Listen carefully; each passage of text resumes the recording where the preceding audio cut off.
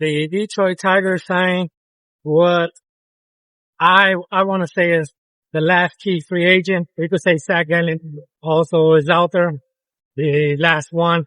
But the top out of the crop is Framber Valdez, the last one.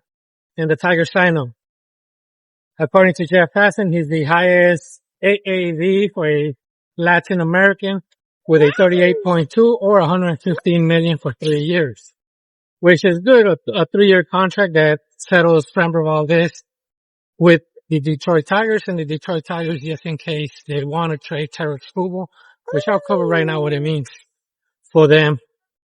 What I think will mean, what my immediate reaction was. How about that? And I'll say that right now. When I saw him signing, I felt like, okay, Tarik Skubal, pros and cons for the Detroit Tigers. They're probably ready to trade him. They're going to get prospects. They're going to get players for him. I know he wants 32. And if they don't meet, they could trade him. Or it could mean a good scenario that they keep both. But at the same time, they can always trade him this year, next year. Now that they have what they call their ace. What is the bad thing is that I believe that Tarik Skubal is going to win the arbitration. If it hasn't happened before I put this video out. And the reason I think he's going to win is now you could compare what your team signed to what you're asking.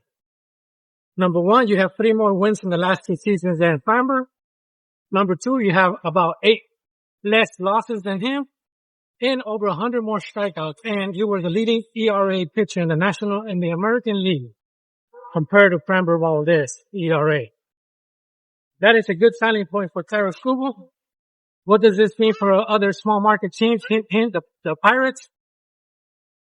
That means if Paul Skeens decides to ask for even 30 and the Pirates cannot afford them or if it's too much for them, they already created a smaller window for them to win with Paul Skeens because they'll eventually trade him.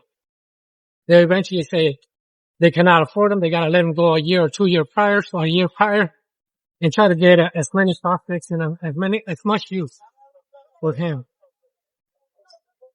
So you could say this is a pro and con. For the players, it's good. For the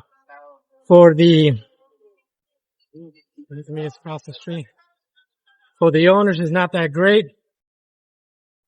For the Tigers, right now, it's good because they have their dual combo, especially if they make the playoff. You can look at the Kansas City Royals. You can look at the Guardians as their competition. But you cannot say the Twins and you cannot see the White Sox right now. The Twins traded everybody. Actually, the White Sox made a few little acquisitions that I like, to be honest. I'm not going to say that just because they traded Luis Robert, they're not good. I actually think they're better this year. And that's all I got. That's a good acquisition for the Tigers. Hopefully he don't get injured. Hopefully nobody gets injured. And every team has their full potential to compete. Thank you, and thank you.